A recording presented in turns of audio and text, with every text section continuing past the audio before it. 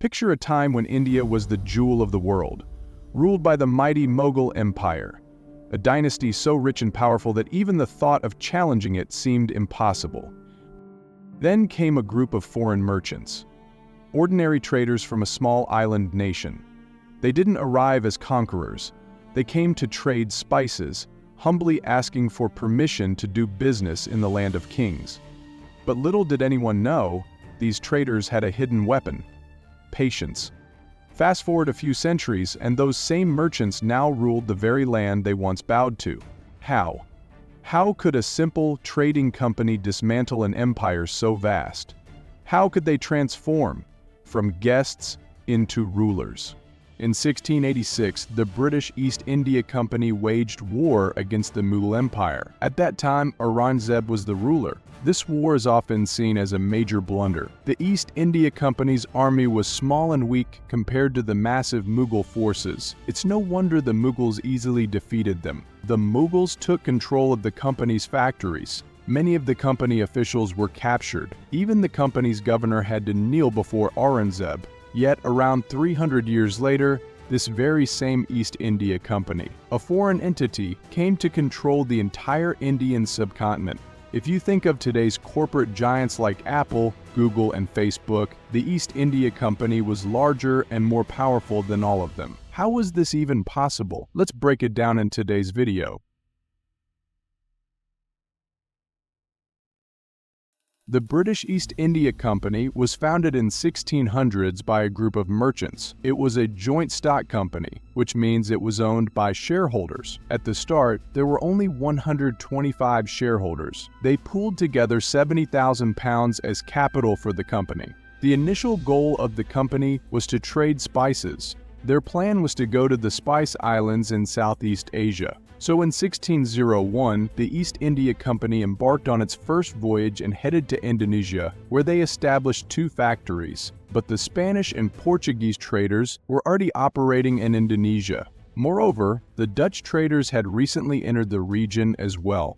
Now, I'd love to hear your thoughts. What do you think was the biggest challenge the East India Company faced during its early voyages? Was it the competition from other European traders or something else? Please share your thoughts in the comments below and let's start a conversation. Also, let me know how you're enjoying the video so far. Your feedback is really important. Let's continue. The Dutch company had more money and a stronger military. Over time, they became the dominant force in that region. The British East India Company soon realized they couldn't compete there. So to avoid further conflict, they began looking for other opportunities. Their eyes fell on India. India, too, had spices and textiles. In 1608, the company's merchants reached India and landed in Surat, in today's Gujarat. At the time, the Mughal Empire ruled over India, and the Mughal army was powerful, with 4 million soldiers. The company's officials knew they couldn't fight the Mughals. So instead of fighting, they decided to make friends and establish trade relations. Captain William Hawkins, one of the East India Company leaders, left his ship and traveled all the way to Agra, which was the capital of the Mughal Empire at the time. There he met the Mughal Emperor, Jahangir, and requested permission to set up a factory in Surat, but Jahangir refused. The reason was simple: Portuguese traders were already present in Surat and had a good relationship with the Mughals. Jahangir had no reason to offer the British a place to compete. When the East India Company realized they couldn't set up in Mughal territory, they looked for another part of India under different rulers. In 1611, they succeeded. They established their first factory in Machilipatnam and Raw-Pradesh with the permission of the local kings. Over the next few years, the company expanded and set up more factories across the Indian subcontinent. But competition with other European traders, especially the Portuguese, was inevitable. In 1612, they returned to Surat and engaged in battle with the Portuguese in what is now known as the Battle of Swali. The East India Company won the battle. This victory significantly weakened Portuguese influence, which remained confined mostly to Goa. The East India Company now emerged as a major player in the Indian subcontinent. After this victory in 1615, the company requested that King James I of England send a royal representative to the Mughal court to negotiate on their behalf. Sir Thomas Roe was sent by the English crown as a diplomat to meet with Emperor Jahangir. Unlike Captain Hawkins, Roe was successful. He presented Jahangir with lavish gifts, which impressed the Mughal emperor. As a result, Jahangir issued a royal decree allowing the British to set up their factories in Surat. Not only that, but the company was also given exclusive trading rights in certain areas. In exchange, they agreed to pay an annual fee to the Mughal Empire. After securing this deal, the East India Company expanded further, establishing factories in cities like Madras, Ahmedabad, Bombay, Agra, and Patna. The company's business grew rapidly, and they began making huge profits by trading cotton, indigo, silk, and salt. Later, they also entered the opium and tea trade. As their influence grew, the company began building fortified bases around their factories. By this time, most of the company's factories were located on the western and southeastern coasts of the Indian subcontinent. Now they had their sights set on expanding deeper into Mughal territory. Especially in the east, Bengal was a key focus for the British East India Company. At that time, Bengal included today's West Bengal, Bangladesh, Bihar, and Odisha. It was a highly profitable region for trade. The company's ambitions were not just commercial but political. They wanted political power to make trading easier and remove competitors. So they requested the English king for more authority to boost their profits.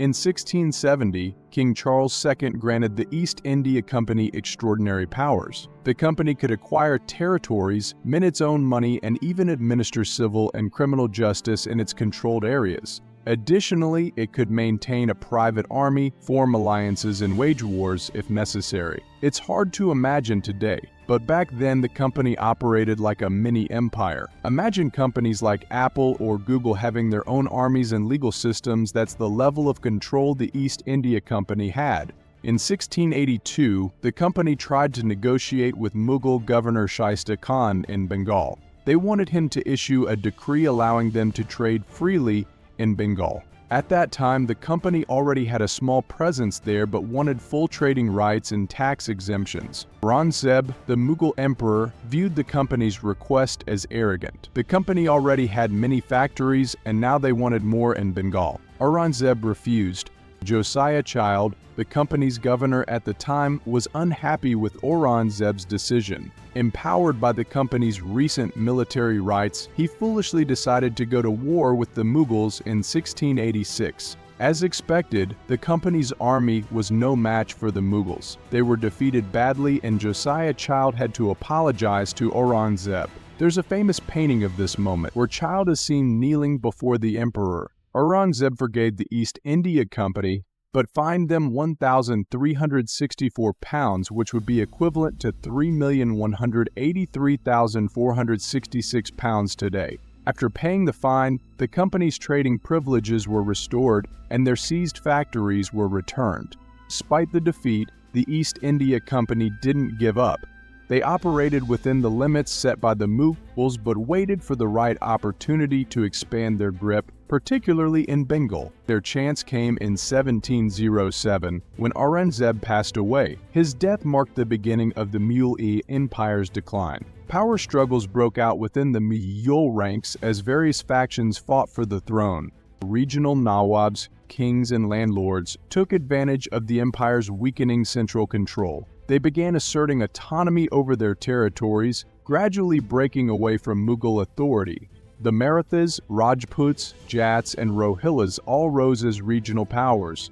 The Marathas, in particular, had been a significant threat to the Mughals during Aurangzeb's reign. Between 1680 and 1758, many battles were fought between the two powers.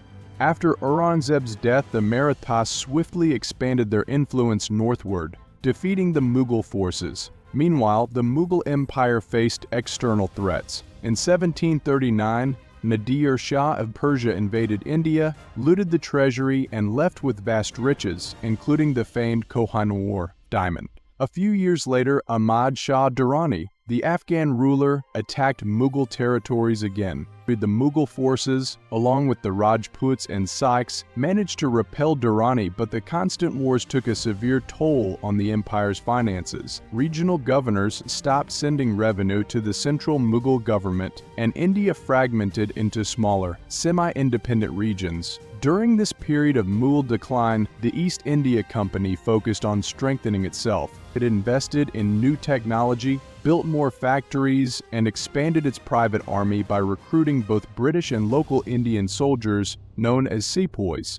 As Mughal rulers came and went, the company continued to pressure the weakened empire, negotiating for more trading rights. Eventually, their persistence paid off. In 1717, Mughal Emperor Ferrier Siyar issued a royal decree granting the East India Company tax-free monopoly trading rights in Bengal. This was a huge victory for the company, giving them an unparalleled advantage in one of India's richest regions.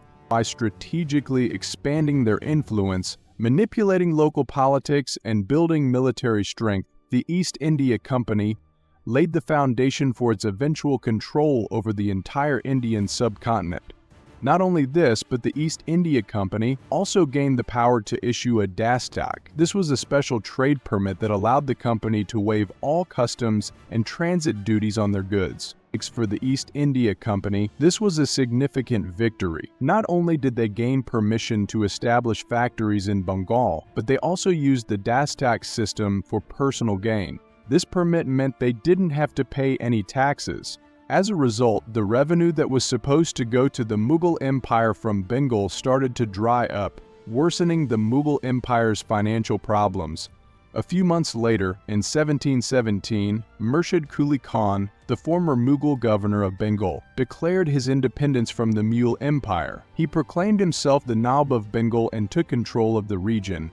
Murshid Quli Khan noticed what the East India Company was doing and demanded that they start paying taxes again. The East India Company officials protested, calling it an unfair demand. They began realizing that they needed to get involved in local politics to protect their interests. At the same time as the Mughal Empire weakened, other European powers like the Dutch, Danish, and French also took advantage of the situation. They established their presence in India, competing for territory and influence. The French, in particular, quickly expanded by setting up colonies in places like Pondicherry and Chandanagar. By the mid-1700s, the British and the French had become the two dominant European powers in India. In the early 1740s, Joseph-François Dupleix became the Governor-General of the French territories in India. He had ambitions of building a French empire in India, and this intensified the rivalry between the British and the French. Between 1740 and 1748, the War of Austrian Succession took place in Europe, and soon after, the 7 Years' War broke out in 1756. These conflicts spilled over into India, where the British and French fought for control of the subcontinent. Between 1746 and 1763, a series of battles, known as the Carnatic Wars, took place in southern India. Eventually, the British emerged victorious, diminishing French influence in India. By the end of the wars, the French were left with only a few territories like Pondicherry and Chandanagar. But while the European powers were battling each other, Indian rulers also played a role. Local kings and nawabs saw that the European armies were disciplined and well-equipped, so they formed alliances with them, using European powers to fight their own battles. However, these alliances came at a cost. The Indian rulers didn't realize that by seeking European help, they were inviting foreign interference into their politics. The Europeans could manipulate the local rulers, bribe their opponents, and even place puppet rulers on the throne. A prime example of this was in Bengal. In 1756, Siraj-ud-Dowlah became the new Nawab of Bengal. By then, the East India Company had been disrespecting the authority of Bengal's Nawabs since the time of Murshid Quli Khan, but Siraj-ud-Dowlah had enough. Determined to put an end to the company's interference, Siraj-ud-Dowlah marched his army to Calcutta and attacked Fort William, a British stronghold. He imprisoned hundreds of British officers in a small, cramped jail, leading to the infamous Black Hole tragedy, where many of the officers died. The British were furious and decided that Siraj-ud-Dowlah had to be removed from power. Drawing from the tactics they had learned in the Carnatic Wars, they devised a plan to use Siraj-ud-Dowlah's rivals to depose him. Siraj-ud-Dowlah's opposition included powerful figures like the Jagat Seth family, who were wealthy bankers and merchants with significant influence in Bengal's court. They were unhappy with Siraj-ud-Dowlah's rule. Siraj-ud-Dowlah's own commander, Mir Jafar, had ambitions of becoming the Nawab himself. Seeing an opportunity, the East India Company, under the leadership of Robert Clive, joined forces with Mir Jafar and the Jagat Seth family. Together, they plotted to overthrow Siraj-ud-Dowlah and install Mir Jafar as the puppet ruler of Bengal. Today, political power can be manipulated through buying and selling, but in the past, reclaiming power meant going to war. Siraj-ud-Dowlah wasn't naive. He saw the East India conspiring with his enemies and decided to ally with the French to fight back. This led to the Battle of Plassey in June 1757. Despite having a much larger army, Siraj-ud-Dowlah was defeated. The British then installed their ally, Mir Jafar, as the puppet Nawab of Bengal. Siraj-ud-Dowlah was assassinated, and the French lost control of Bengal. The Battle of Plassey was a turning point, giving the British indirect political power in India. However, Mir Jafar later resisted the East India Company and allied with the Dutch. In response, the British replaced him with his son-in-law, Mir Qasim, in 1761. But Qasim also clashed with the British. By 1763, he declared war on them but was defeated. Realizing he couldn't win alone, Qasim allied with Shuja-ud-Dowlah, the Nawab of Awadh, and Mughal Emperor Shah Alam II. In 1764, they fought the British in the Battle of Buxar but lost. After this, the East India Company decided to stop using puppet rulers and declared themselves rulers of Bengal. In 1765, through the Treaty of Allahabad, Robert Clive became the de facto ruler of Bengal. The Mughal Emperor granted the company Diwani rights, giving them control over Bengal's taxes and revenue. With this new wealth, the company expanded its trade, strengthened its military, and invested in infrastructure. The East India Company became a powerful force, using techniques like appointing British residents to advise local rulers and the Subsidiary alliance system, which disbanded local armies in exchange for British protection. If a ruler couldn't pay, parts of their territory were taken. By 1818, two-thirds of the Indian subcontinent was under the company's control. The Doctrine of Lapse, introduced between 1848 and 1856, further expanded British control, annexing states like Udaipur, Nagpur, and Jhansi. Despite these strategies, the Indian Rebellion of 1857 marked the end of East India Company rule. The British government took over its territories, military, and wealth under the Government of India Act of 1858. The company was officially dissolved in 1874, and the last Mughal emperor, Bahadur Shah Jafar, was exiled to Burma. This concludes the story of one of history's most powerful companies. If you enjoyed this video, be sure to check out other history-related videos on our channel. Thank you for watching and see you in the next video.